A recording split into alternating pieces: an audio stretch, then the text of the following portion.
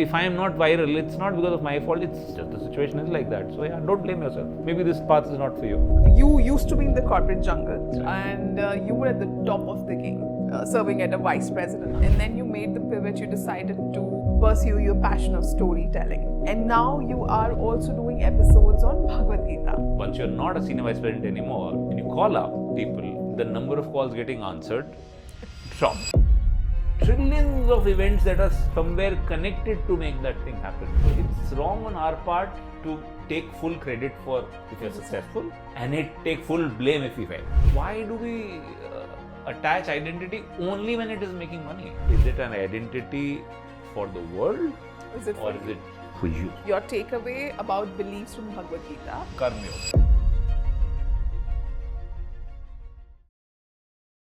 Hi Vijay, welcome to Uncharted Conversations. Hello, Natasha. Again. Yeah. After almost shooting the whole episode and pondering it over a year, let's do it again. Finally we are doing it and I'm so glad. I was just checking the dates जब हमारी बात हो रही थी. Last time what did we record? So that's almost I think it's in the month of September 2024. But I think it is like I was also telling you right before the shoot started that I believe in divine timing. Right, that time the conversation, the topic was very different. This time, all the flavors and everything that you've added to your hat, to your kitty, I think that it just gives us so much of an expansive view what you're doing and how it is all connected to spirituality. So I'm glad that it didn't work out the first time, to be honest, because now I can get like more juice out of whatever you've been writing on. So just to give my audience the context, right? You used to be in the corporate jungle, right? And you were at the top of the game, serving at a vice president level. It's just a designation. There's no top of the game. Spiritual log aise hi hote hain. No attachment, right? And then you made the pivot. I feel being at that level, and then you made the pivot, you decided to pursue your passion of storytelling. And now you are also doing episodes on Bhagavad Gita. Right? Yeah, that kind of has almost got completed. Okay. Yeah, that project has got completed. Okay. But I really want to ask you that when you made that identity shift, right? Because I feel once you have been in this rat race, once you have seen milestones and accomplishments, you attach a lot to that tag, right? Like there's so much of, can I call that baggage? Right? There's so much of baggage to it, and it's such a safety net also, because I think you are constantly looking at your worth like that, and then making that decision at that level when you know that you'll have to start all over again.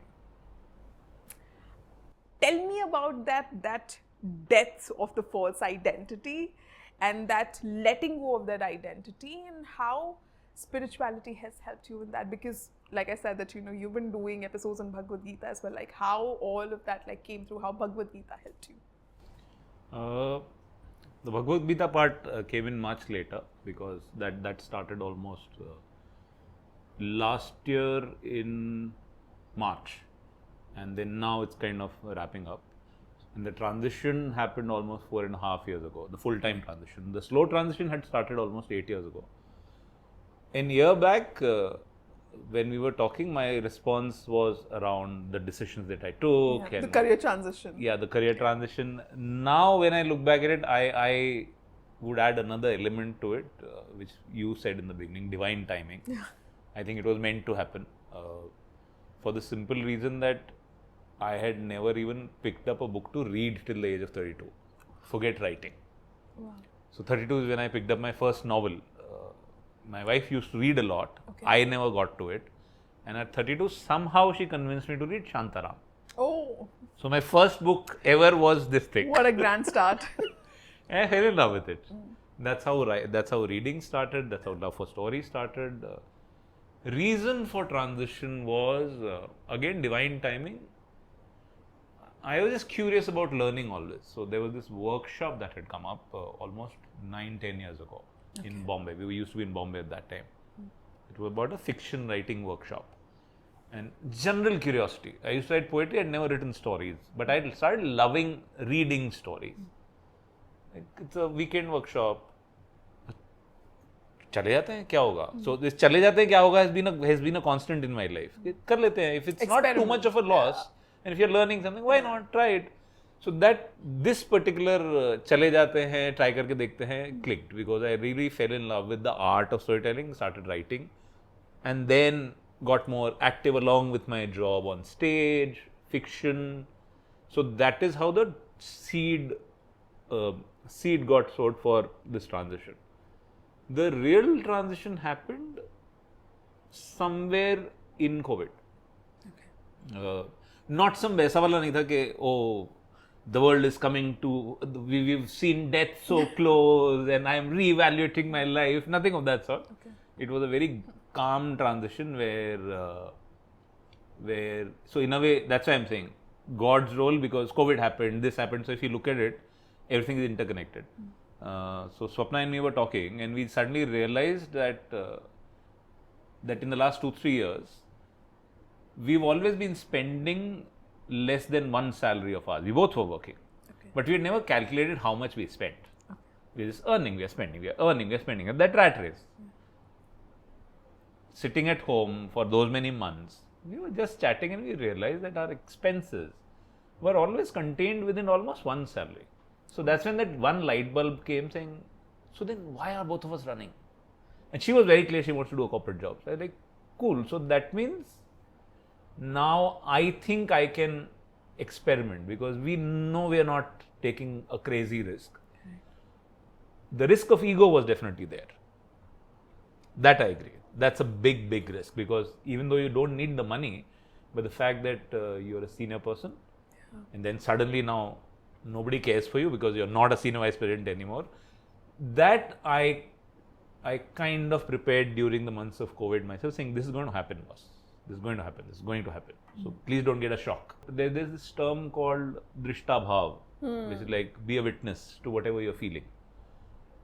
Without knowing the term drishta bhav back then, I've been kind of introspective since a long time.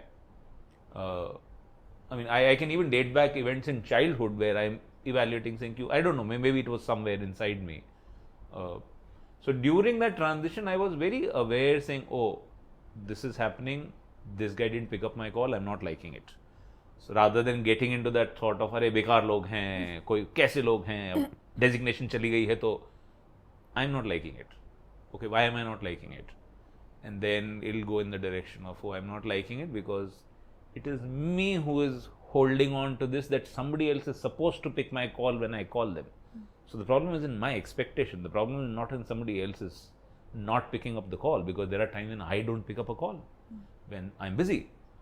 And especially I remember from my corporate world, even when I'm not busy, there are times when I don't want to pick up calls because it doesn't add value to me. So at that moment, ना वो जो कहते हैं ना कि दृष्टा भाव, जो that word I've started to understand it now that I'm deeper into spirituality, I'm into Bhagavad Gita. But back then I knew it as introspection. So I've always been an introspective person about how am I feeling, why am I feeling. So like during that transition, once I've left my corporate identity and it's very natural that once you're not a senior vice president anymore and you call up people, the number of calls getting answered drop. Yeah. So there are people who earlier would pick up your call in one ring and now they don't because you don't add value to their lives anymore. You're not that senior person anymore. Correct. So it'll start with, I'm feeling bad that this person didn't pick up my call. And it'll start from there saying, okay, why am I feeling bad? And eventually it'll end up like, okay, I've also not picked up calls of people at times. Maybe for selfish reasons, maybe because I'm busy. So the fact that I'm feeling bad about it, it's nothing to do with the other person. I don't know whether that person was busy. I don't know whether that person doesn't like me anymore. Correct. I don't know any of that. The fact is I am feeling bad about it, so I need to do something about this feeling. And then I was like, okay, let me drop this. It's fine that person didn't pick up my call. So that introspection and the drishta bhav kind of slowly helped moving away from those pains of detaching from a But do you so-called think- yeah. big identity. But one is that definitely you must have prepared yourself, right? That's like in your head that, okay, I'm sure all of this is gonna happen. I'm kind of securing my spaces here. I'm preparing myself. But one is when it starts to happen. You still have not found the new identity, right? It is in transition. Okay. And your old one is stripping away. And along with that, your ego is also kind of stripping away. I feel it's a very painful process. Okay, Like, so take me through that. This is where it wasn't as painful. Okay. So the word you brought in a very beautiful word, which is identity. So now the thought process is a little different, but back then it was not a changing of identity, because this is where I'll bring in the conversation about the power of identity. That when we give respect to identity, that identity starts respecting you back. Seems all vague term, but it's a fact, and I've really experienced it, because for a very long time I was telling stories, I was going on stage, but it was like, yeah, I do this as a hobby, I like doing this. And I remember I had won Asia's largest content festival, and in fact the founder had come and wanted to meet me, saying, oh, only 25-year-olds participate in this.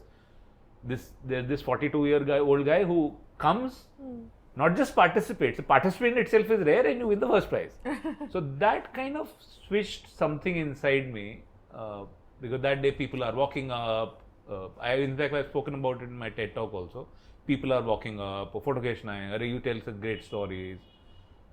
So that day somehow I realized that, oh yeah, I am a storyteller. And from that moment onward, I started introducing myself as this, that, oh, I'm a senior vice president at Double Negative, and I'm also a storyteller. So embracing that identity or giving respect to that word storyteller, I think that switched a lot of things inside me. Since I gave respect to it, now I was not treating it like hobby hai, kar rahe hain. Like we always so brush it off, na, अरे वाह कितना अच्छा काम कर रहे हो, अरे नहीं ये तो कुछ नहीं है. ये तो सिर्फ शौक के तौर पे कर रहे हैं. But why do we do that? Yeah. Because it's something that we love, and we just shrug it away as if it's not I'm important not that. at all. Yeah. So that changed. Now when somebody would say, oh yeah, I tell stories. Oh, you tell stories? No, yeah, I'm a storyteller. Yeah. So that somehow flipped things inside me. So in a way, by the time the final transition happened, I was comfortable in the identity of a storyteller. Profession, maybe not. Okay. Because making money had not yet started to that level. Even still not. I mean, I'm still very, very far from what I used to earn in my corporate life. But yeah, the identity transition wasn't a painful process, because I was already living with two identities, which is a senior vice president and a storyteller. It's just that one identity dropped off. The second identity continued. But do you think this is helpful, or this can be can people use this as a tool of complacency as well when they have deadlines to meet, or when they are, because I feel when you're assigned something and you have deadlines to meet, so one is that I can make it happen, it is all on me, right? I'll figure it out. And one is, okay, what, I'm putting in efforts, but at some point I have to drop that ball of making it happen. I just have to, somewhere I feel Drishta Bhav is also related to surrender, because eventually that you have to, go in that direction. True. Do you think that someone who is always on the toes, always, can this help them, or can this make them more jittery? Like, is it more helpful as a concept that can be integrated, or and how does it work? It's that jitteriness is going to happen. I mean, at least, or let me not put this word, because going to happen is a very certain word. Yeah. I can only talk about myself. I don't know how other people would Correct. react to it, but that jitteriness did happen. But I think that's a part of the process. Because if you carried on life in a certain way, and then you're trying to change it, maybe like when you're saying, can it be applied? How can it be applied? So we a lot of time look at solutions as, oh, I do this and this will happen. I start this process and this will happen. Whereas if we look back at our own lives, nothing is like this. It's always so gradual. Yeah. So this is where Drishtabhav helps, that even though it doesn't help you change, just being, like for example, if I'm aware I'm feeling bad, that doesn't mean I will stop feeling bad because of this. No. That's where we feel, oh, it's so easy to talk. No, it is definitely easy to talk. It's very difficult to implement. But the point is being aware and not judging. Like, I'm feeling bad, and that's natural. Now this goes in two directions. Yeah. One is, it's fine to feel bad, I will keep feeling bad. One is, oh, I'm not feeling bad, I think there can be something done about it. So taking this route, saying, being aware, saying I'm feeling bad, okay, no problem. I think there can be something that can be done about it. Then again that same feeling recurs, I think I'm feeling bad. Oh, I think something can be done about it. Just being aware slowly is like wo jo erosion hota hai na. So it's almost like that. Just being aware erodes you of that thing, that shell that you've carried on yourself. I'm feeling bad. Once you're aware, second time you're aware, third time. With every awareness, I feel you are slowly removing yourself from that feeling bad. We normally look at it as, I will do this and the change will happen. So that's where I feel that Drishtabhava or awareness, it's not a quick solution. So that jitteriness doesn't go away. But now that I look back at it, it's slowly, like for example, let's say I'm a thief and I steal. But I'm aware that stealing is bad. I steal, I shouldn't have stolen. I shouldn't have stolen. Cool. Next time again, I steal. I shouldn't have stolen. So this awareness will slowly, there will come a point when it will take you away from that habit. It's not a one thing solution. It's a gradual process. Often has happened with me also. It's changed over the period of time. Is when twice, thrice I'll be witness, and then I'll start blaming myself. You're a bad person. You're this. You're that. That is where the trick lies. In fact, there is a I don't remember the name of the shlok. It's not related to Drishtabhava, but where Krishna says that when you're meditating, whenever your mind wanders, bring it back. Basically, what it's saying is, don't judge yourself that your mind is wandering. Whenever it wanders, bring it back. Whenever it wanders, bring it back. Whenever it wanders, bring it back. Just this repetition of the process without judgment will ensure that your mind will slowly, the wandering would automatically reduce because you are aware. Oh, I'm aware my mind wandered. No problem. Bring it back. Oh, I'm aware I felt bad. No problem. Come back to the present. You felt bad? Fine. Oh, I again felt bad. Come back. Oh, my mind wandered. Come back. The more you're aware, slowly, that frequency of feeling bad reduces. The frequency of mind wandering reduces. So that I feel is, at least that's how I have experienced this witness attitude as. I think adding to what you said, we have become so result driven and so process oriented that, because when you were talking about Drishtabhava, right, this is like giving space to what I'm feeling, right, which I think we have stopped doing. That's why we are so destination focused that we will put in all our efforts over there. We are like literally running towards it without even thinking, how am I feeling in my gut? Is it worth it? Am I feeling good about it? Is there a sense of jitteriness which is telling me this should not be done, right? So I feel what you spoke about, it's like, do the things but feel what you're doing. Yeah. And then do it. Because do you feel then in that state of awareness, if you feel that, maybe this is not the right thing to do, does that also happen? Yeah, it happens. So that's an entire process where you feel you've done a mistake. You will do mistakes. Like I have, at least I can talk about this similar thing, that in the initial part of the transition, since I had it connects to the previous identity part also. I'd let go of the corporate identity. That senior identity was not senior vice president identity was not bothering me anymore. Saying, oh, why are people like this? So that had gotten taken care of. But there was this new identity of a storyteller, and it was a professional identity. So now when somebody would reach out to me for a stage performance, I'm a professional storyteller. I won these awards. How much are you going to pay me? And a lot of times it'll be like, oh no, we can't pay much. No, I don't think so. I'm interested in this. Okay, happened. So same witness attitude. After a couple of months, I realized that what am I doing? I have reduced going on stage because I'm now a professional and I will not go to any other show. Okay. The whole point was doing things that I love. And I've reduced doing things that I love. And for what? X amount, Y amount. Is that amount so worth it that I'm not doing things that I love? The whole point was to do things that I love, and now I'm not enjoying that same thing. So there's something that's badly going wrong, boss. It's, I think, around 6 months into the transition. And that's when, luckily, you play a role. Yeah.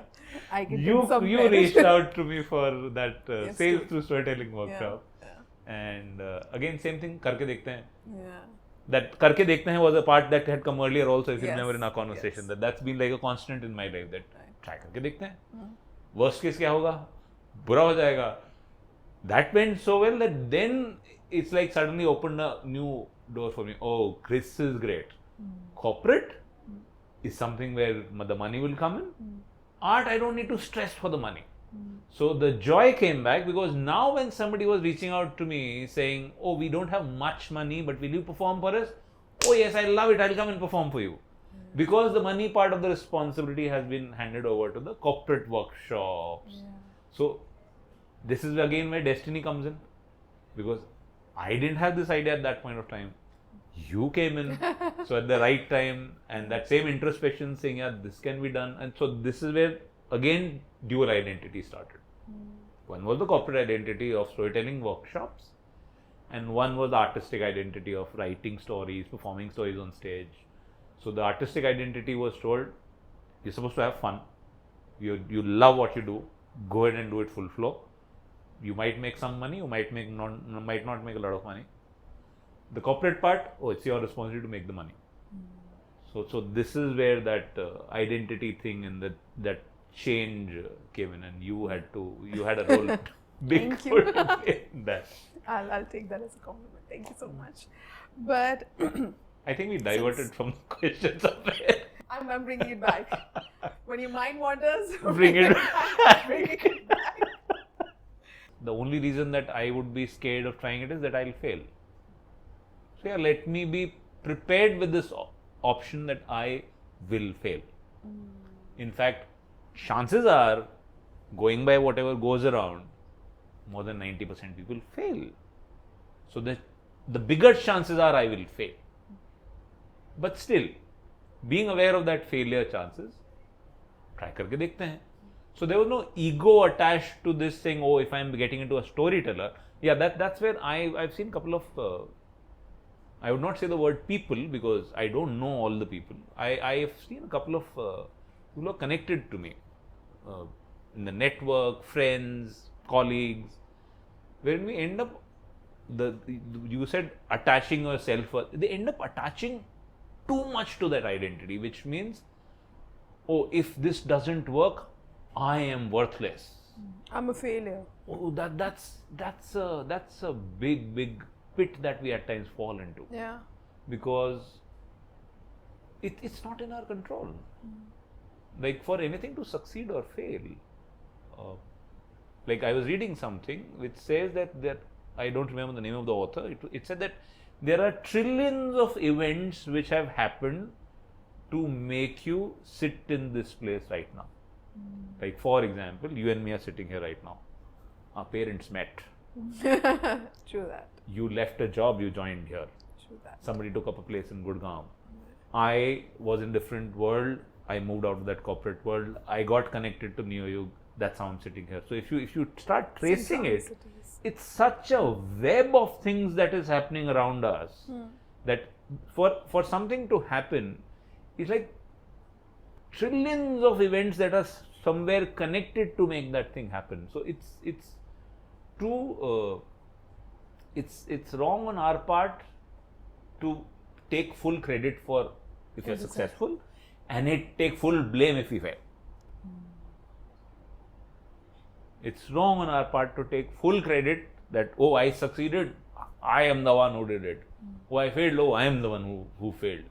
No, it's, yeah, let's do it. If we fail, that doesn't, your worth is not connected to that. Maybe there is something else waiting around. So I was ready for failure. Touch wood, things change. My perspective also changed. My initial thoughts of how much money should I make also changed. How I've started feeling about life has also changed. But I was ready for failure. I was ready saying, if I fail, I'll go back to my corporate life. No egos attached to it. Saying, maybe I'll try it out. I'll fail. I'll come back. So that's one. But would that have again changed your identity? As in, back to the corporate life? Yeah. Like, would you still call yourself a storyteller or again add it? Yeah. Because if I'm continuing to perform on stage, I'm a storyteller. That's another thing that, you bring in a very beautiful point. Why is identity associated only with money? If I tell stories on stage, why am I ashamed of saying that I'm a storyteller? I don't make money out of it. Am I saying I'm a professional storyteller? I am a storyteller. I tell stories on stage. I am a singer. I sing. I am a singer. I'm a chess player. I'm a guitar player. Why do we attach identity only when it is making money? Like I had started calling myself a storyteller. I'm not making any money. So again, I don't take credit for it. It's just that I'm saying that one event of winning that award gave me that shift. Oh yeah, I am a storyteller, no? So, and that shifted things. There's one identity that you want the world to know you as. Correct. There's one identity that you look at yourselves as. Correct. So the identity that I'm talking of is the way how I look at myself as. Right. You might not consider me as a storyteller Right. if I don't make money out of it. I consider myself a storyteller because I go and perform stories on stage. Yeah, it's not a professional thing. But yeah.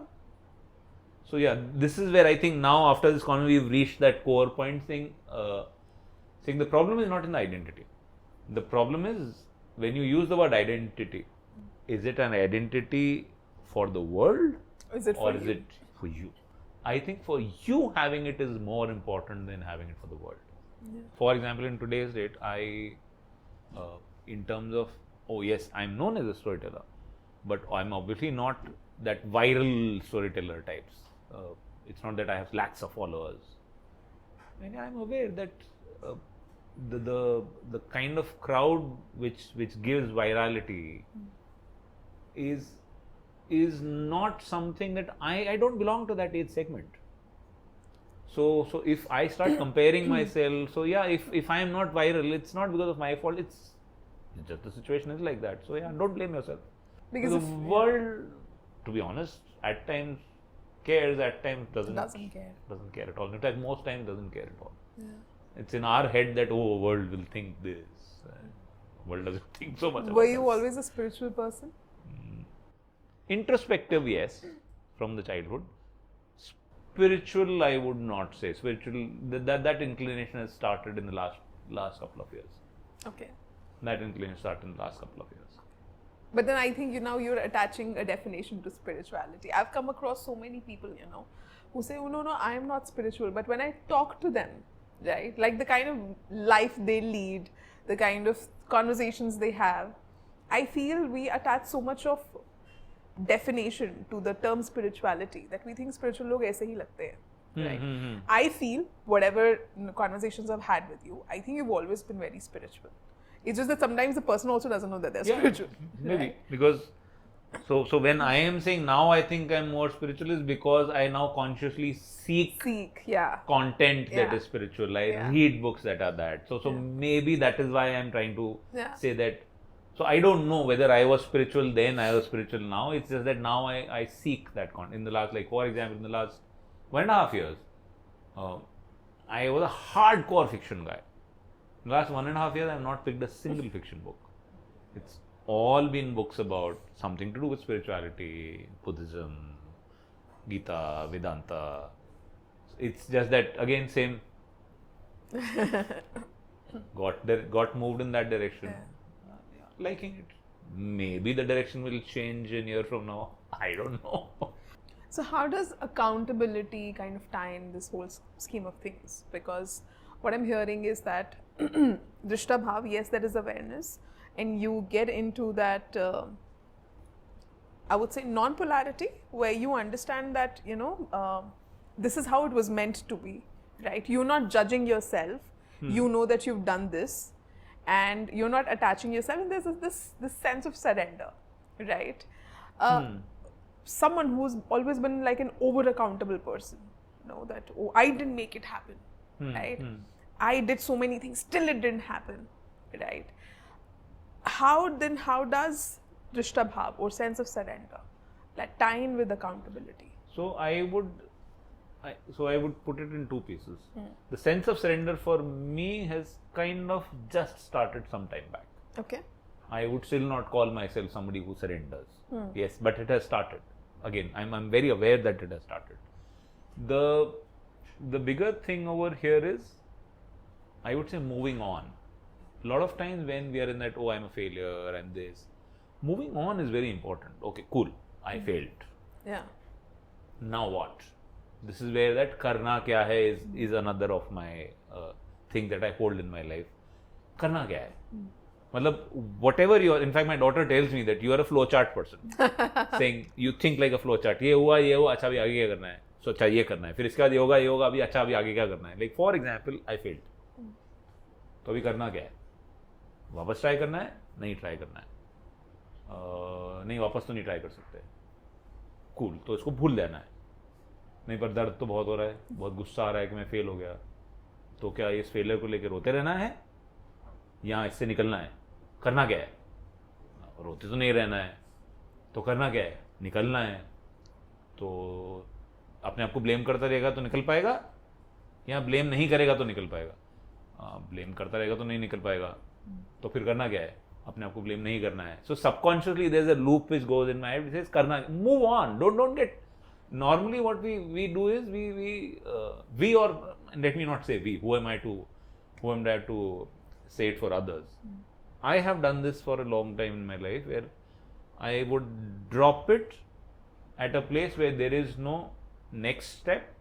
Either a person is getting blamed, or the situation is getting blamed, or I am getting blamed, but there's no solution to it. So point is moving on, saying move on.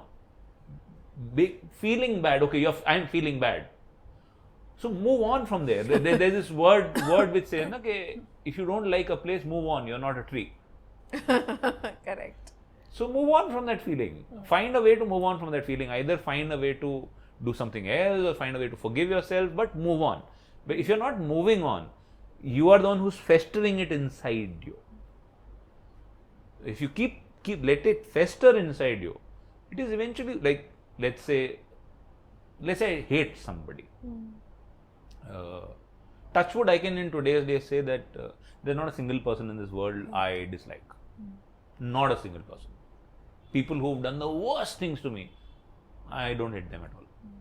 I'll probably hug them when they meet me next. Because again, I'm doing it for myself. We believe that forgiveness is for others. It's for ourselves. Because correct. If somebody did something to me, maybe they were in their right senses when they whatever. Like, this is a world where we are at opposite ends. I want this class, let's say you also want this class. One of us will get it, the other will not get it. So if I keep holding you responsible, saying, oh, because of that person, this got snatched away from me, no, move on. Forgive, because if you don't forgive, that person is comfortable saying, yeah, he did the right thing. You are the one who's penalizing yourself by constantly saying, oh, that person is bad. Oh, no. So that moving on from feeling bad is very, very important. So that's moving on from feeling a failure, moving on from. So I'm not still come to the surrender part of it. Surrender, we'll bring it in a little later. So, because at that point of time, I've never looked at it as surrender. It was moving on. So, if something bad has happened, cool, it happened, move on. Something good has happened, cool, it happened, now move on. Do the next thing, do the next thing, do the next thing. Now when I say maybe what you're saying is, you're right. Now when I look back at it, in a way, maybe partly it is connected to Karma Yoga somewhere. Do what you're supposed to do, and then move on. Do what you're supposed to do, move on. Maybe partly yes. So now I know what it means. It kind of, in the last 2-3 years, started coming back to me saying, oh, this is what I was doing. So now that terms have started getting associated with it, Dishtha Bhav. I didn't know what is Dishtha Bhav 4 years back. I just know the term for what I would do at back then. So yeah, that moving on is very, very, very, very important. From failure, from not liking people. That's been my personal experience. Tell me one thing. Were you always a believer of God? Did you always believe in the existence of God? Or do you think having faith in God is more important than the existence of God itself? Was I always a believer on the face of it? Maybe yes, because I would maybe pray long back, but that's more like a belief that your situations or your upbringing has created for you. So you do it because everybody believes in God, so you believe in God. Now it isn't something that comes from within. That yes, now it is not coming from outside. So their beliefs, a lot of time, our early part of our life, we carry beliefs that are coming from outside. Correct. Saying like parents believe in God, so yeah, I also believe in God. Parents pray, so yeah, I also pray. My family is religious, so yeah, you're also religious. I've never been religious, neither my family. Religious as in none of those processions or we'll do puja part, none of that. But yeah, God believe that way, but it was an external belief. I don't think so I ever internalized that belief. It was more about praying but not believing that he will, if I again introspect deeper into it, I would pray, but I would not trust that he is the one who's making it happen. Now, since last couple of years, it's now coming from inside. But yes, I can very clearly say I do believe in God, which comes to the next part of what you said. Belief or faith or existence. I don't think so we know anything about ourselves. At least I think so, because Earth is flat. Somebody comes along and proves it false, saying Earth is round. So all through this while, between Earth is flat to Earth is round, the whole world believes that is the truth. Somebody trashed it. Maybe tomorrow somebody will come and say Earth is square. We don't know. If we are humans, we are made of a different thing. Eventually somebody came and said, oh, you're made of atoms. So till the time we reached that atom stage, everybody believed, no, we are something different. Now we know we are made of atoms, like this table, like this mic, like this glass. We are also made of atoms. Okay. Then somebody believed it's only atoms. Then somebody came and said atoms ke andar electrons bhi hai, protons bhi hai. Correct. So during this, if you notice, during these transitions, saying Earth was flat, Earth was round, everybody is believing that the Earth is flat. And now everybody believes that the Earth is round. What makes us believe that somebody will not come back tomorrow and say that the Earth is square? True. Because there is enough history to prove that we don't know fully. Anything. Yeah. We don't know fully. So I don't know whether God exists or not. Yeah. But I strongly believe. So earlier, I have a friend who's like a very strong non-believer. Earlier, I would get into an argument or a debate with her, saying, I would be like, oh, see, this happened because of God, and all this proves that. I'll talk about instances which prove that there is God, and she'll be like, nahi, koi God nahi hota, bura kyun hota hai dunya mein? So earlier there would be a debate, arguments. Arguments then slowly trickle down to debates. Now it's that stage where I don't debate on this topic, because not that, oh, I believe God exists. You don't, you lesser mortals, you don't know none of that. I genuinely don't know. Maybe God doesn't exist. maybe that friend is right. Believing in God gives, whatever has happened with me, makes me believe there is God. Believing in God gives me strength, gives me direction, gives me calm. So yeah, I choose to believe in God. It's more of a choice. Truth we don't know. It's more about belief. It's more about belief. more Because about- truth we don't know. We honestly don't know what is the truth. In fact, that's so weird that all these fights happening saying तुमने मेरा भगवान को ये बोला, तुमने मेरे भगवान को ले, किसी को नहीं पता है कि है भी कि नहीं है. True. Fact मतलब कौन प्रूव कर पाएगा? मतलब we don't even know how do we exist. How will we ever be able to prove that oh God exists, or empirical evidence saying God does not exist? So we don't know. We are living a life of choices. What does Bhagavad Gita talk about beliefs? Bhagavad Gita talks about beliefs. Yeah. Bhagavad Gita, whole, I mean, in a way, there's a. So again, Bhagavad Gita can be looked at from multiple eyes. Correct. Like one Correct. is the Advait Vedant, and one is the Dvait Vedant. Right. But obviously, it does Like talk your of takeaway, if I ask you, your takeaway about beliefs from Bhagavad Gita, what would that be? things that I carry from the Bhagavad Gita strongly. In terms of beliefs, like anything about belief that you read in Bhagavad Gita and that literally struck a chord with you. I am now again.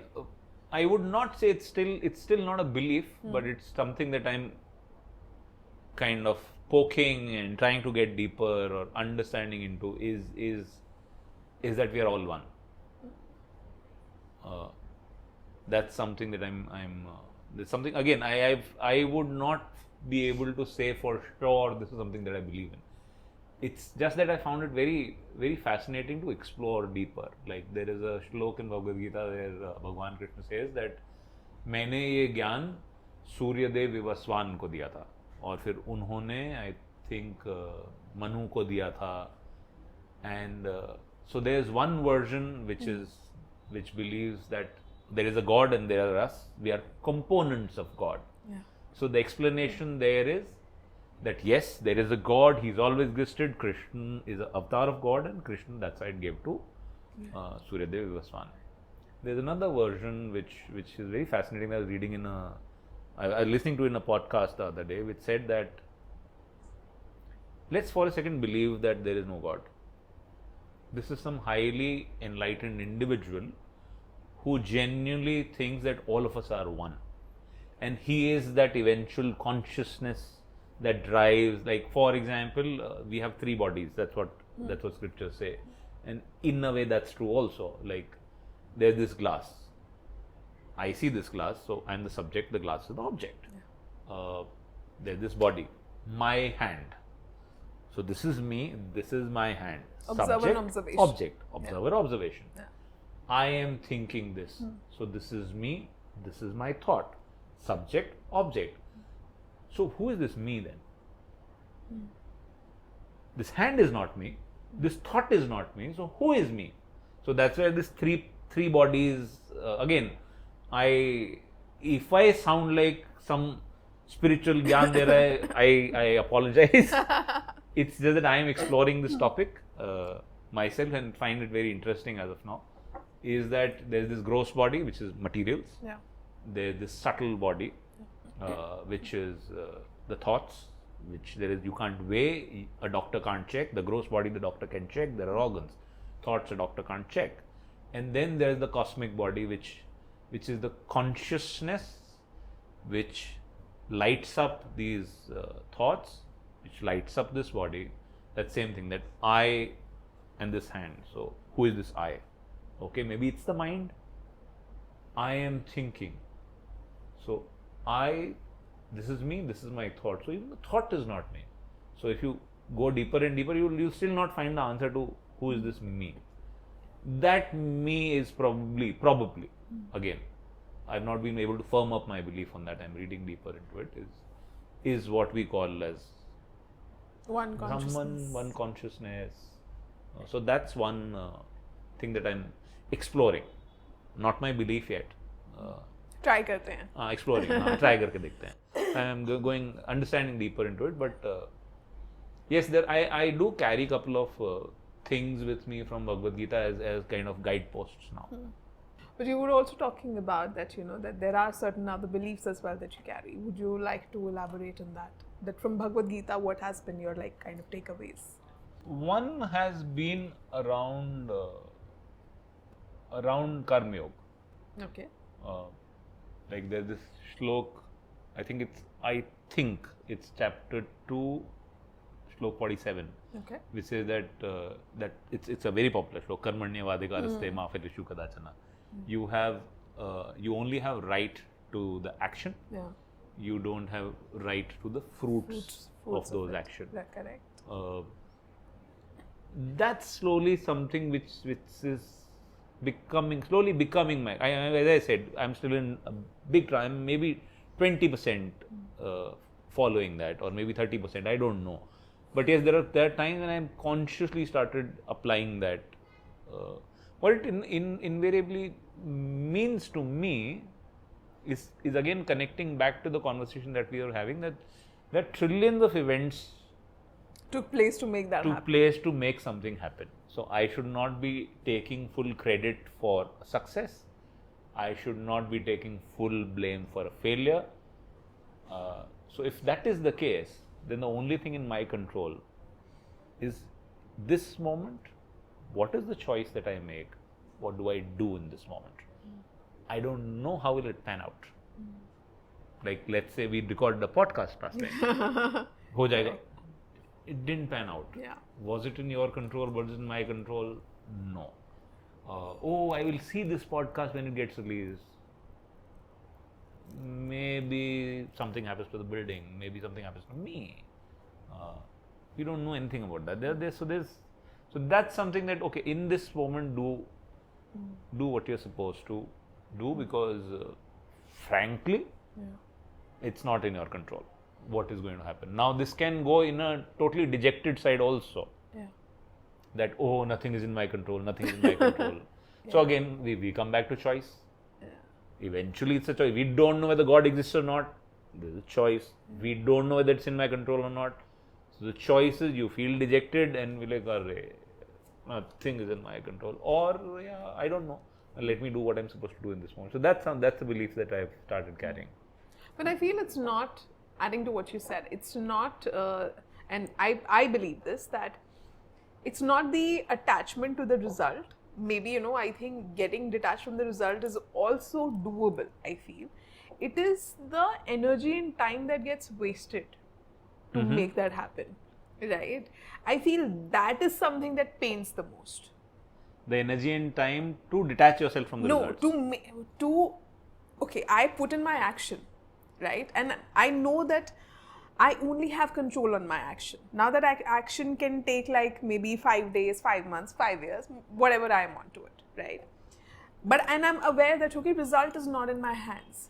But I'm saying that if it doesn't pan out the way I want, I don't think that the result not turning up is that kind of an issue, as much as the amount of time and energy and efforts and how much invested I was in it.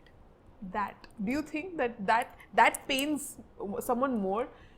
It would pain for sure. Yeah. So again, as I said, I'm also in this transition. So whatever I'm talking today is, so let me put it this way. It's not that something that I know, it's something that I've started to realize. So I'm in that initial stage of exploring my own thoughts, exploring my own thought process, exploring, for the lack of a better word, spirituality. So yes, it does pain when things don't pan out. But in a way, this is where again that drishtabhav or comeback comes in. Like this is I think I've been a culprit of it a lot. Everything is a gradual process. Correct. Like we believe that if I believe in this, it would change immediately. We want to live life in a digital form, saying either it's a yes or a no, either it's a good or a bad, either it's a black or a white, which is not the case. Like for example, in today's date, I believe that cheating is bad. And what will happen is, 2 years later, let's say because I'm stuck in an emergency situation, I have to reach somewhere urgently. I've forgotten my license, and there's a cop who's there, and I had no option but to tell him, "Sir, jaane do, ye rakh lo." And I'll go into the rabbit hole saying, "Oh my God, I used to believe that cheating is bad, and here I am bribing. Oh, I believe." So it's black versus white. That's not how, at least I now look at my life. We should nahi bolunga, because who the hell am I to give gyan? That's not how I've started looking at life, like analog system. Like the real comparison is not this, that in this moment whether if I say I will not cheat, do I become a bad person in that one moment of bribe? That's not the real way to calculate it. The real way to calculate it is 5 years back, this is the kind of person I was. 4 years back, this is the kind of person I was. 3 years back, this is the kind of person I was. Today, this is the kind of person I am. So 5 years back, I would maybe freely go around and give bribe for anything that work is not happening. Ye le paisa le le. Now it's that one rare incident. So give yourself credit for this journey that, earlier maybe it was 100 instances. Now it's just 2. We hold those 2 instances so strongly and keep blaming and keep going into that rabbit hole saying, we are bad people, we are bad people, we are bad people, we are bad people. So what you are saying, that pain. But if you are consciously telling yourself saying, it's not in my control.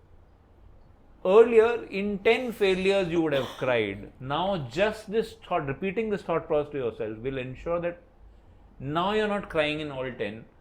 Now you're crying in maybe in only 2. And that's good enough.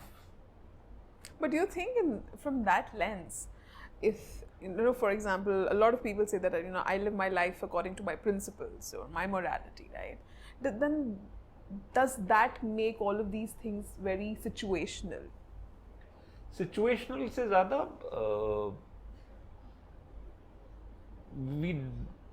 we are trying to control a lot when we stake too strongly. So that's why I'm trying to bring in those elements today that, I'm just learning, because I don't want to be in that situation of, this is who I am. Yeah.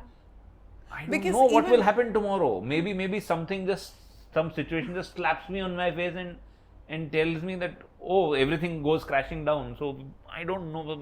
That's also a form of ego. Because like what you said, that, be at least happy that initially you used to do 100, today you're doing 2, right? Isn't that also kind of that attachment that, I reduced it? No. Okay, good that you brought it. Good that you brought it in. It's not from the place of feeling proud about it. There's a difference between, so there are 2 situations. I feel proud of the change versus I don't want to feel bad about the current situation. So the place that I was coming from is that don't blame yourself. Looking into the past, you will realize that now you're a better person than what you were. And that is what the whole point of this journey is. Getting better, getting better, getting better. The point is not to become perfect. So if you're getting better, don't look at it as black or white. Saying one instance happened and you blamed I've done that a lot. Like I am, let's say I'm like, okay, I don't think so anger is good. And I'll try and calm myself down. Like still it happens. I become calmer, but then there have been times when I've suddenly blasted out for something. 5 years back, I would have got into a rabbit hole, saying, how you blasted off on somebody and you're such a bad person. You used to say that anger is not good. See, you've been proven wrong, that you got angry. You are a liar. You are a cheat. I'll go into that entire channel. I'm not a good person. I'm not a good person. And so now I started realizing, okay, cool. I shouted. But earlier I used to shout 10 times in a month. This is that one rare occurrence. Cool, so no problem. So if 10 has become 1, if I just still keep repeating saying anger is not good, maybe this 1 will eventually someday become 0. So let's not hold ourselves responsible for that one incident. So it's not from the sake of pride, saying, see, I have become such a brilliant person. No, it's more about, don't blame yourself. You're getting better, and it's all a gradual journey. There is no destination here that. Exactly. Yeah. So there is no destination. It's all the journey. So yeah, if you're getting better, good enough. No? So that same thing which you were saying. If you feel bad, just saying that I believe in Karma Yoga does not mean I am in that state where, oh no failure affects me at all. Let's say this podcast failed and not affect me at all. Oh, tomorrow my storytelling show tanks and everybody boos me down and not affect me. No, obviously it will affect me. So what I'm saying is that number of times and the volume at which I would get affected, just by telling myself that this is the right thing to do. This is the right thing to do. That volume and that number is reducing. So earlier, a failure would slap me very badly. Earlier, I would spend days grudging over it. Earlier, I would curse myself too much. Just by being aware, saying, okay, just do your duty, results are not in your control. Just do your duty, result is not in your control. That doesn't mean that I am totally detached. I am more detached than what I was earlier. So it's a gradual. So this is where it's taken me a while to reach here, and I've still not reached there actually. It's taken me a while to come close to this point, saying let's not live our life in a digital form of either you're good or you're bad. It's an analog life. There will be times when you believe you're somebody, but you might act completely opposite to that. But if you're overall getting better over time, that's good enough. That's good enough. But then there is one very extreme side of believers also, who would take up whatever they can in their hands to defend God. It's the belief in God that makes them also kind of, hold weapons in their hands, right? How do you look at that then? Because again, it's a very thin line. What you said that, I have now started to detach myself that, this is God's grace. This is not me. This is God making me do it, right? I'll correct it here. I have started consciously thinking these thoughts. I have not yet detached myself. Yeah. So, yes, 1 out of 10 times maybe I am detached. But it was 0. It's become 1. And I believe that with this conscious thought, repeating to myself, it's not me, it's not me, it's not me. So let me say it upfront, in this podcast at this moment, I'm a liar. Because when I say detachment, I myself not practicing detachment, but I would still keep telling myself, saying, be detached, be detached. But at least that will ensure that what was 0 will become 1, will become true, and that's the whole point. At least you're in the awareness state. Yeah, that's true. That's true. Definitely in the awareness state. That's something that I can take credit for. In the awareness state. About your point about people fighting, it connects back to something that we were discussing earlier. Personal belief, everybody has. So this is my personal belief. This is not a judgment or a statement or this is right because I don't know what is right.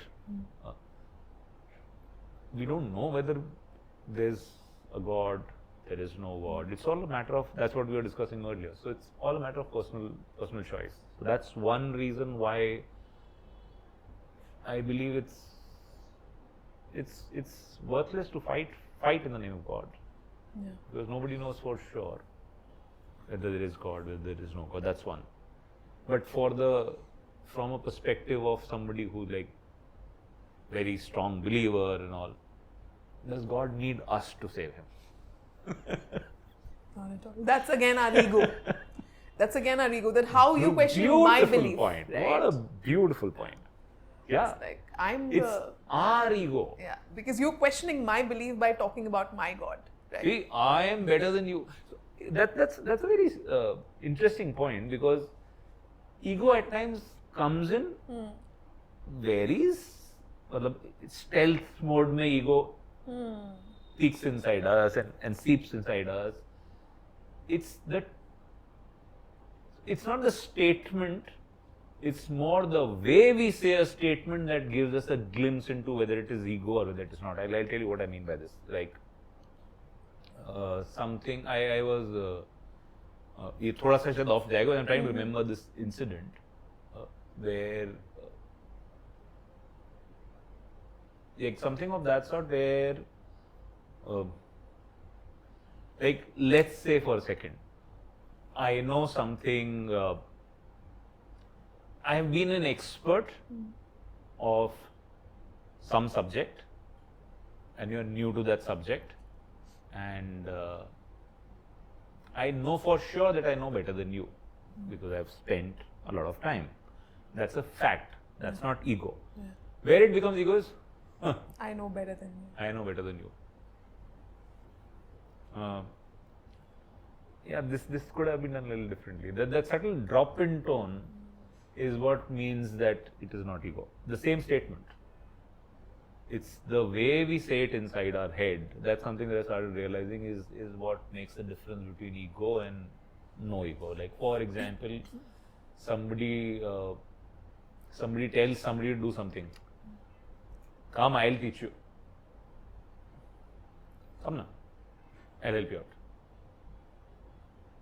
Come, I'll teach you. Come, I'll teach you. The first one is ego. The second one is help. It's the same statement. It's the tone in which we are saying that to ourselves more than the outsider. Inside our head, what is the tone? That is maybe, I started realizing that at least in my case, that is what gives me that glimpse saying, oh, this you said it with ego and this was said without ego. So in this entire conversation, there have been moments where, you said this with ego, huh? Because the tone inside me was like, come, let me tell you. Yeah. Like, I think I can share something about it. Yeah. But that statement can be manipulated, right? Okay, what I'm trying to say. Yeah, always. The drishta bhav, like the state of awareness, would automatically tell you that this is coming from ego. Like if I say it like that, I might sound that, I have a huge ego. And I do not want to come out like that. No, I'm not saying the external tone. I'm saying the internal tone. I might outside say it calmly, but inside me, what is the tone? No, I'm not talking of the words that I speak to you. Like, okay. Oh yeah, let me, let me explain it. No, I get your point. Like, outside I say, oh yeah, let me share my perspective. But inside me, the voice was, yeah. So then outside word don't matter. It's the inside there was still ego. So then you switch, right? Like once you realize again, it's coming same. from, so you Awareness. switch. Awareness. Oh yeah, I did that. So if there have been moments in this conversation where I have felt that ego has crept in, I'm not going to go home and beat myself up. Because that awareness will ensure that next time, if there were 10 moments, it might drop to 8, it might drop to 6. So I think the central theme is that the awareness is very, very essential. The second thing is no black or white. So if you're just aware, things will automatically keep changing, is at least been my personal experience. Just being aware of why you're doing things, what you're doing, how you're feeling, that itself, honest awareness, that itself leads to change. And that track to continue. Don't beat yourself up beyond a point. I mean, I also beat myself up still, but again, that's also awareness. Oh, you're beating yourself up, come back on track. Don't beat yourself up, move on. So again, if I was beating myself up 10 times earlier, now I beat myself up only 3-4 times. So that awareness plays a very big role, and mostly that gadi drops because there is a moment that will come when we'll beat ourselves up and then we'll judge ourselves saying, you're a bad person, you're a bad person, you're a bad person, and we'll let go altogether. Yeah, but then, okay, if someone keeps on walking that path of awareness, right? Wherein, like you said, that, if it happened 10 times, now it happens 4 times, eventually it will not happen, right? The score would be 0. In a pure state of awareness, correct? Then am I feeling any emotions then?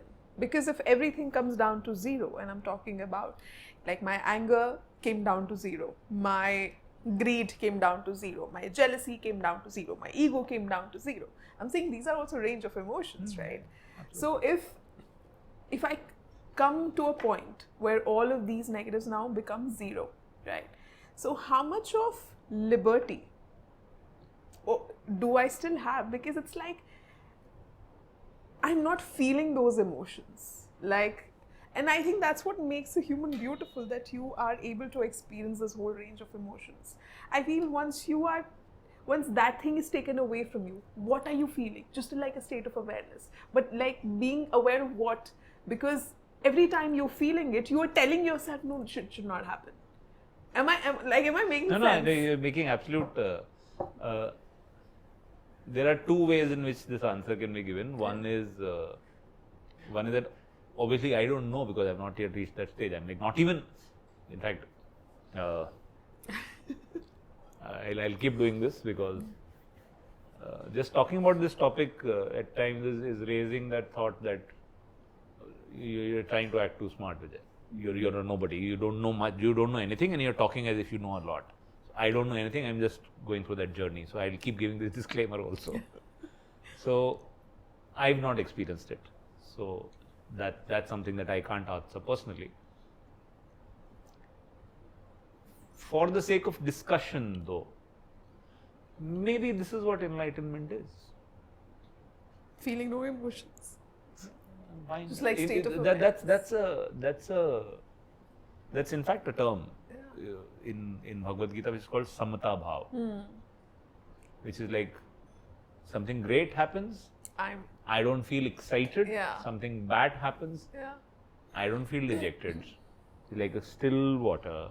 Whether something great happens, whether something bad happens. But are you aiming for that state? No. I mean, again, same है ना वही चीज कि aim तो फिर वो हो गया ना. नहीं, मतलब जैसे आपने बोला There's no aim. I'm just walking. We'll figure it out. हाँ, जो होगा हो जाएगा. जो करना होगा वो कर देगा अपने आप. So there's no aim as such. No. Because when I'm just doing my work. So spirituality is kind of something that interests me. I am not something that मेरे को ये करना है, मेरे को वो करना है. I don't know anything about the future. Maybe I will again come back to one fine day, something will change and I'll be back to, मेरे को भाड़ गया सब spirituality. I genuinely feel like we can't for sure claim that what will happen to us in the future. Like, who thought I will be sitting in this desk today? Discussing Never. I can't Bhagavad control Gita. my life. I can't. Who thought I will ever get a chance to even touch a sacred text like that? Forget working on it. Just touching it. So we don't know. Maybe this will also change someday.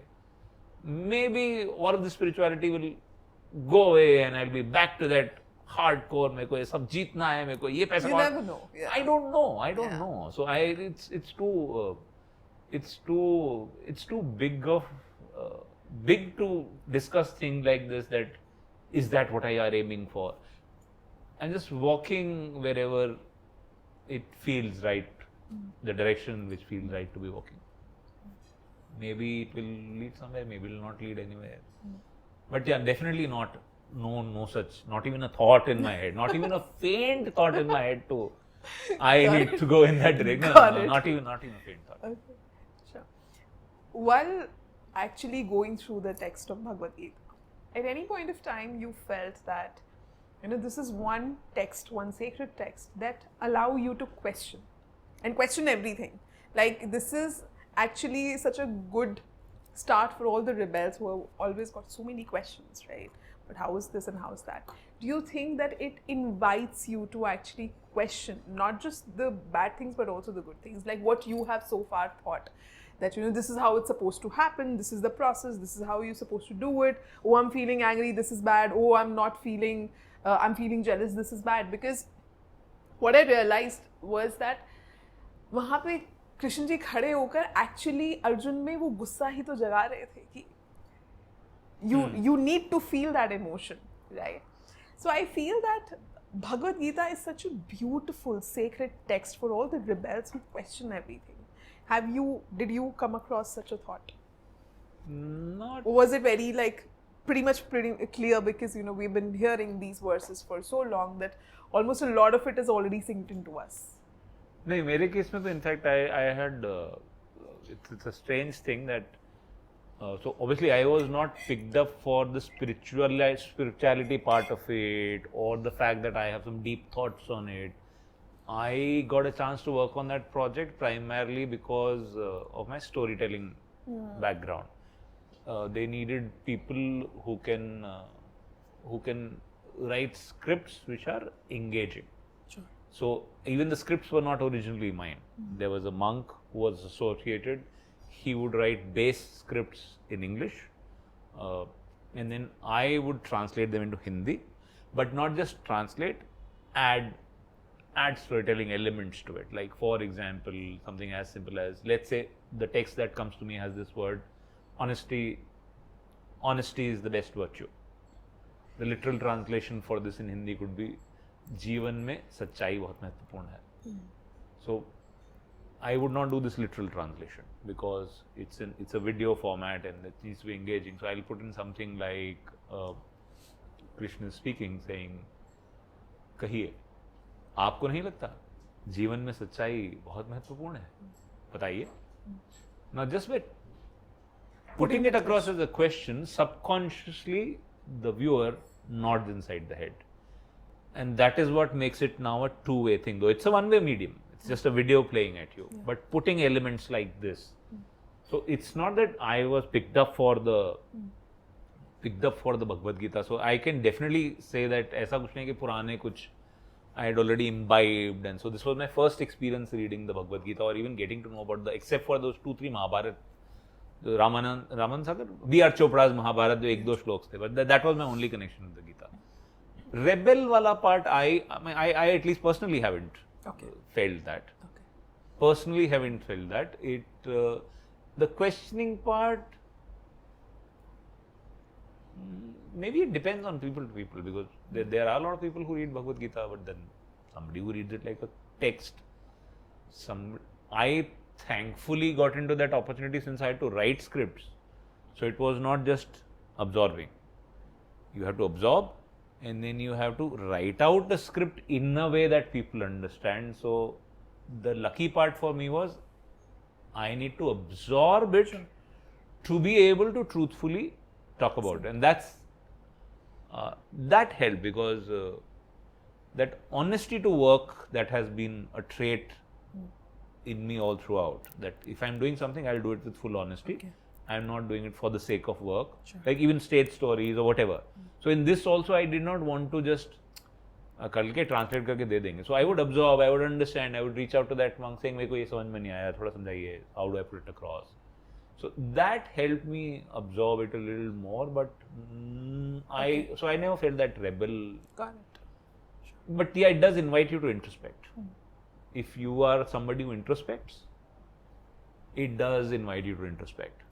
That there's a reason why this text exists for so long. There's a reason why Mahatma Gandhi, there's a reason why there's so many top leaders of the world. There's a reason. So again, you have a choice.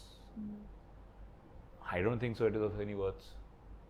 The choices, there must be a reason. So just question yourself a little. Maybe go deeper into it. Maybe question. It does invite a lot of introspection.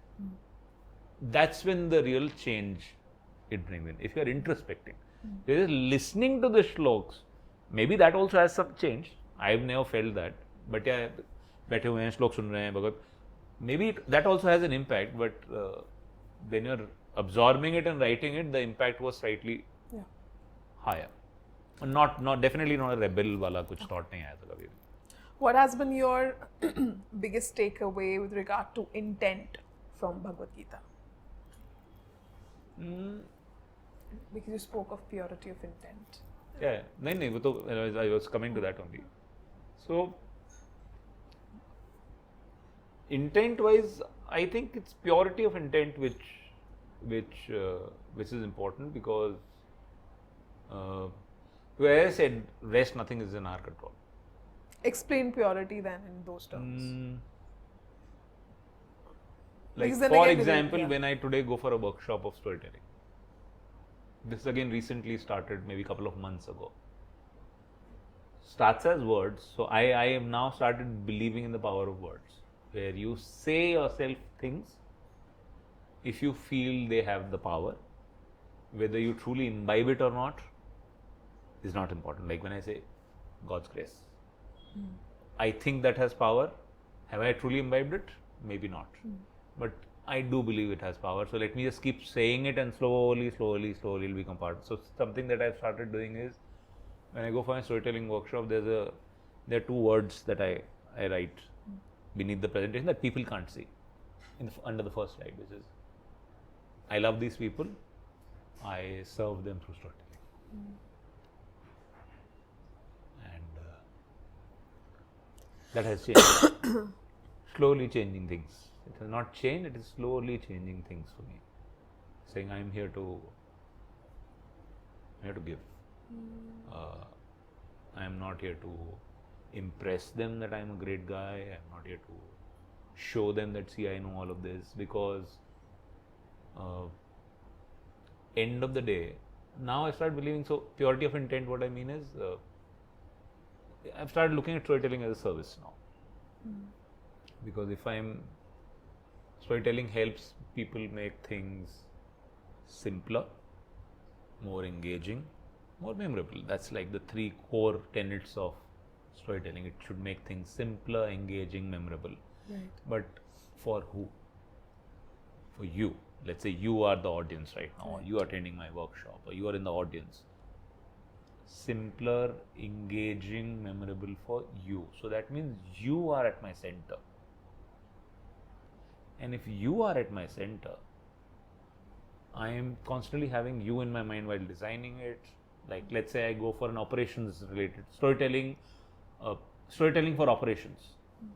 I would have the operations guy in my head while preparing the workshop. It's not like this, see, this is what I know about storytelling, please capture whatever you want to and apply it in your world. Oh, no, I have to think like you. Because for you I need to make it simple, for you I need to make it engaging, for you I need to make it memorable. So I am now keeping you at my center, and the moment we keep somebody else at the center of what we do, isn't it service? So service, basically. Yeah, so that purity of intent, saying To serve. Not to grasp, but to give. Again, that's slowly, I would not claim that it's anywhere near, but slowly. There was a moment where I felt that this has a little power, saying, I love these people, I'm serving them, because there is another thing which I think it is Shlok 9.27, which says, whatever you do it as an offering to me. So which again connects to detachment. So you are not doing it for yourself. So in a way, that's also like, okay, yeah, I'm doing it for people, I'm doing it for.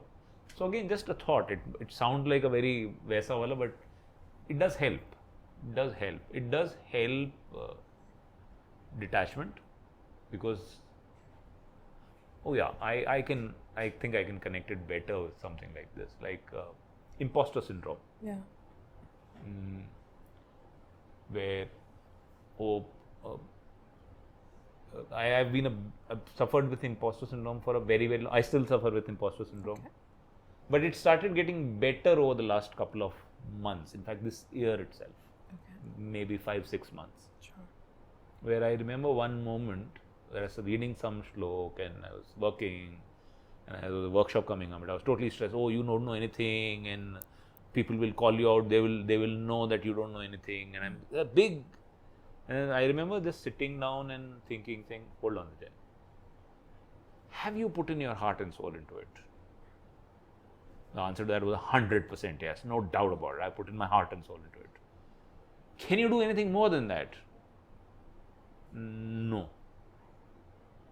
Then let it go. Leave it to me. Maybe it succeeds, maybe it fails. Maybe it fails, completely fails. Maybe you come out badly beaten up. It's not in your control, let it go. So that moment kind of calmed me down. And then in that same workshop, an incident happened where somebody asked me a question. Saying, I was telling them about how to write stories for something as simple as, oh, I read a book, can you convert that I read a book and I realized something, and you convert that into a story. So there's a module on storytelling where you learn to write stories. So then that person said, oh, but we acquire companies. It was an investment firm. That's like a big thing. You are talking about a small example. I remember very, very it was an instant response saying, यार I don't know, try करके देखते हैं, चल गया ना तो great, नहीं चला तो I'll come back to you with this answer. So this thought saying let it go, this was the first time when I said it with no judgment on myself, because I let it go, जितना करना था कर लिया, नहीं आएगा ना तो मैं कर दूँ. And that was such a big light bulb moment for me, because there was purity of intent that I am doing the best that I could. But now I know this. Cool, no problem if I don't know this. I am not a rock star. Maybe we'll find it out. Earlier, I would have tried to give an answer to it, some jazzy answer, so that I can show that, see, I know it. Earlier, or I would have beaten myself up. This was one of those first time I categorically remember where I didn't have that feeling inside me saying, let me give an answer that impresses them, or oh my god, I'm such a bad person, I don't know it, see, I got called out. This is a very calm response, yeah, I don't know. Let's try it out. Luckily, it worked out. We tried a technique. Okay. Even if it would not have got worked out, it was just, okay, I'll come back to you. So by purity of intent, I mean this, saying, the intention was to serve, I did what I could, something didn't work out, and that's fine. That's fine. It's just your intent was not to. That would have been impure intent if I would have misguided them, because they don't know anything. I would have given them some gyan and come out all winner, but they don't have come from pure place. So yeah, that's what I mean by purity of intent. So Vijay, it has been an absolutely enlightening discussion with you on the philosophies of life, and towards the end I'd only like if you can share one philosophy that you really follow, believe in, that you want should stick with people. Maybe it can help them with the whole intention of service. Is there anything that you'd like to leave people with? I think it'll be more about two things actually. One is the awareness. That's at least personally helped me a lot. Sure. Being aware of what am I feeling, why am I feeling, what am I doing, am I feeling ego in this moment? That's one, and the second is again, karna kya hai? Move on. If there's something which is don't get stuck in situations that are negative for you. Feeling bad about others, not good for us. It doesn't affect other people. It corrodes us from inside.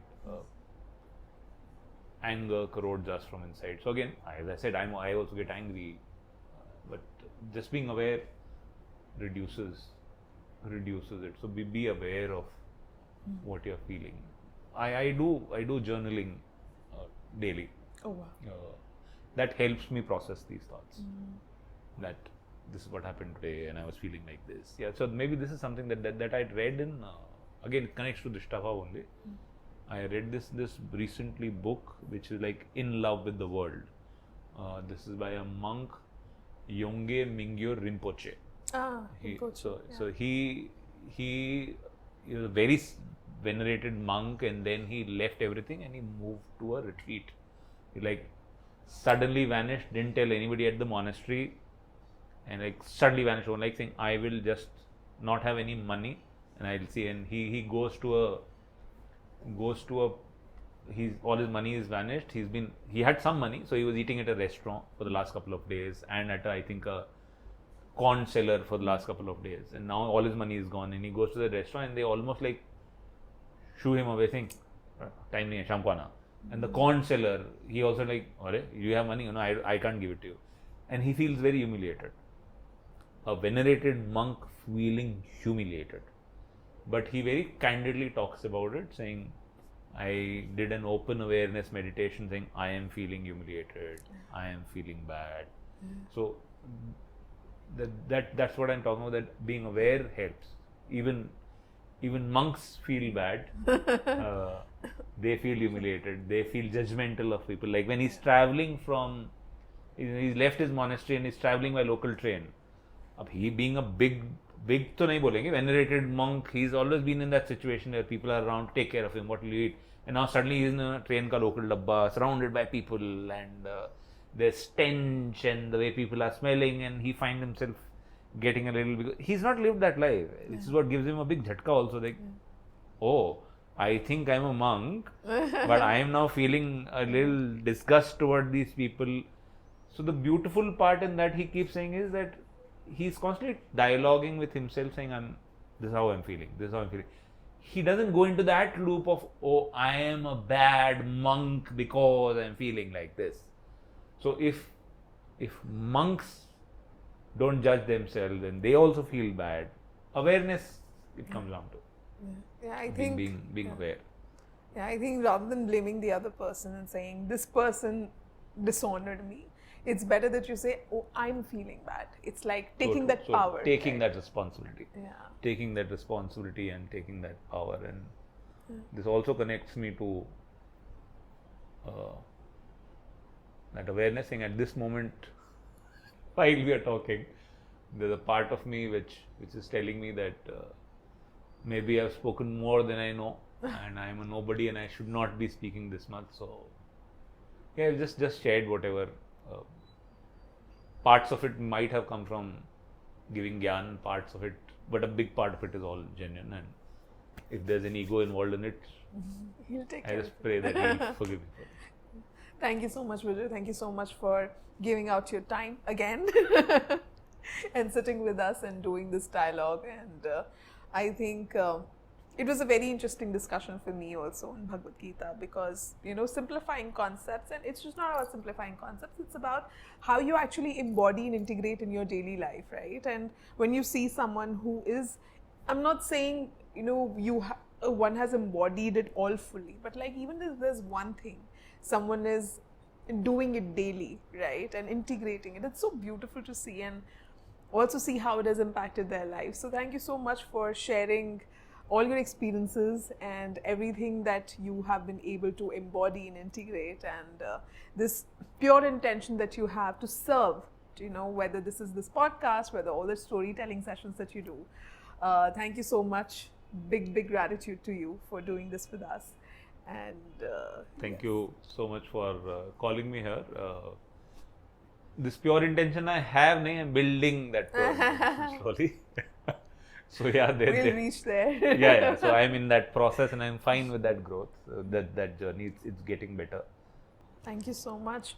And thank you each one of you who have stayed till the end, watched this whole podcast. We really hope that this has been of some value to you, because it really came from this space of service. So we really hope that this added value to you and to your life. If you really liked it, please don't forget to like and subscribe. And if you think that this discussion can help someone who's struggling in life at this point of time, don't forget to share it with them. We'll see you next time very soon with another exciting guest. Thank you.